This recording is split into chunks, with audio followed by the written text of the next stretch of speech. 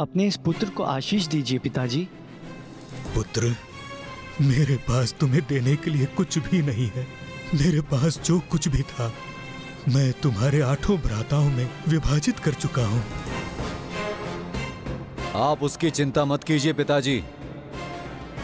अनुज नवक को कुछ नहीं चाहिए आपसे। नहीं भ्राता, मुझे मेरा भाग, मेरा अधिकार चाहिए। नहीं भ्राता, मुझे मेरा भाग, मेरा अधिकार चाहिए।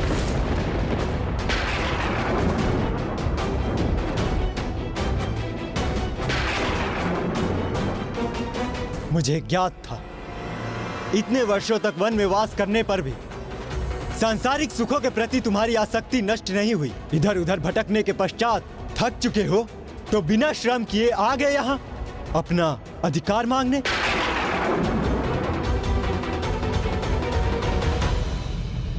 पिताश्री, मैं भी तो आप ही का पुत्र हूँ। पुत्र, मैं वन में आप सभी के लिए कुशलता हेतु तपस्या कर रहा था।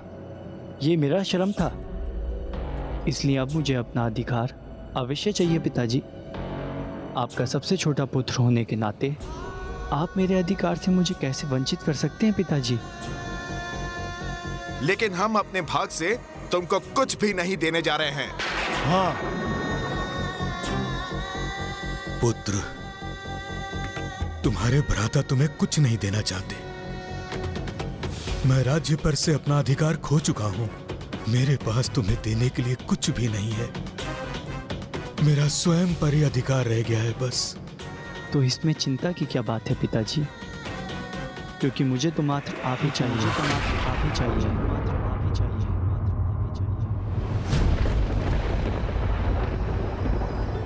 क्या क्या मांगा आपने पिताजी से?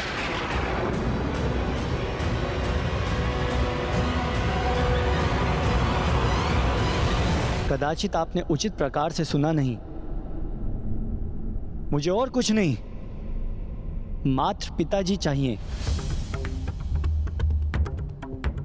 जिस प्रकार एक पिता की उसकी संपूर्ण संपत्ति उसकी संतान होती है, उसी प्रकार एक संतान की संपत्ति उसके माता पिता होते हैं।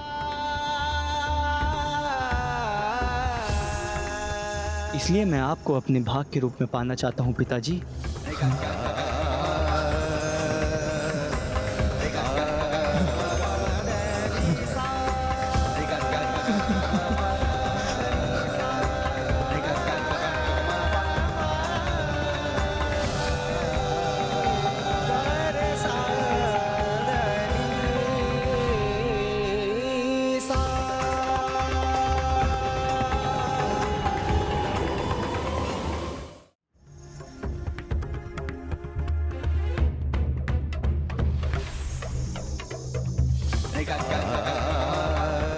क्यों? नभक को देखकर संशय में थे ना तुम सभी? इसी विचार से ना कि उसे अभी भी राजपाट के प्रति आसक्ति है और उसमें ही वो अपना भाग प्राप्त करने आया है।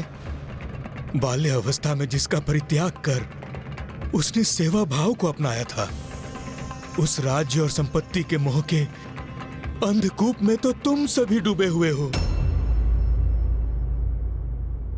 और तुम्हारी इसी आसक्ति के कारण तुम इतने वर्षों उपरांत लौटे अपने छोटे भ्राता के प्रति तनिक भी स्नेह नहीं दर्शा सके।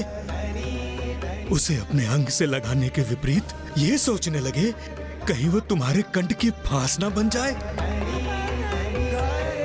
तुमसे तुम्हारे राज का एक भाग ना प्राप्त कर ले। कहो, शांत क्यों हो?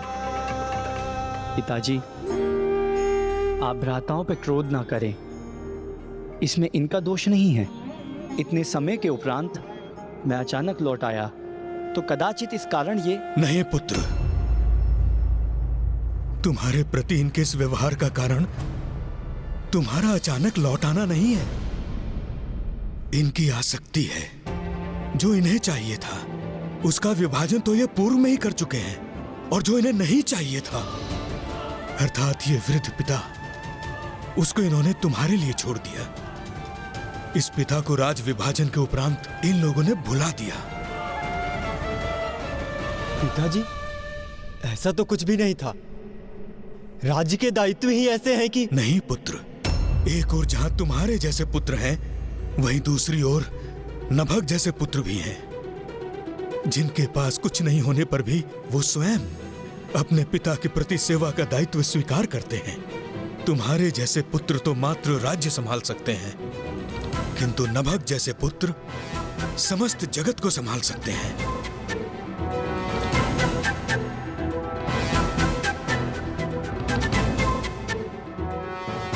और इस प्रकार नभग अपने पिता के साथ महल छोड़ अब एक कुटिया में रहने लगे, किंतु वहां भी तो उन्हें अब एक नवीन समस्या का सामना करना था। गौरी पुत्र,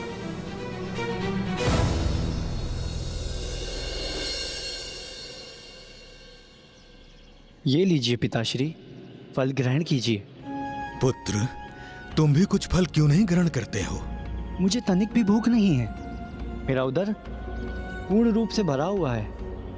उधर भरा हुआ है, या तुम मुझे जो फल प्रस्तुत कर रहे हो उसके अतिरिक्त भोजन के लिए तुम्हारे पास कुछ भी नहीं? नहीं नहीं पिताजी, ये सत्य है। मेरा उदर पूर्ण रूप से भरा हुआ है। तुम्हारा उदर तो मेरी सेवा से ही भर जाता है। पुत्र, मुझे इस बात का बहुत दुख है कि मैंने अपना सारा राजपाट तुम्हारे भ्राताओं को दे दिया, और यदि तुम्हें कुछ प्राप्त हुआ वो इस वृद्ध पिता की देखरेख का उत्तरदायित्व। इस उत्तरदायित्व को निभाने का फल तो मुझे अवश्य प्राप्त होगा पिताजी। आपका पुत्र सारी व्यवस्था कर लेगा, क्योंकि जिन प्रभु ने ये उदर दिया है उसे भरने का उपाय वे अवश्य देंगे। मार्ग है पुत्र, मार्ग है। यहां निकट में ही अंग्रेज गोत्रीय ब्राह्मण वास करते हैं। वो एक महायज्ञ कर रहे हैं।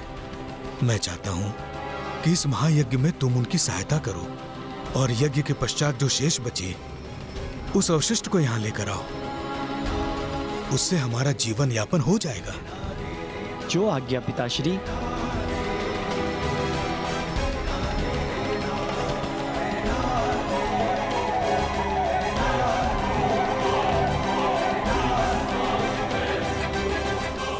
पिता के आदेश पर नभग उस स्थल की ओर बढ़ तो गए थे, किंतु उन्हें इसका तनिक भी अनुमान न था कि वहां क्या घटित होने वाला था। जो अंगिरस गोत्रीय ब्राह्मणों के यज्ञ उपरांत होने जा रहा था, वही प्रभु महादेव के कृष्ण दर्शन अवतार का कारण बनने वाला था।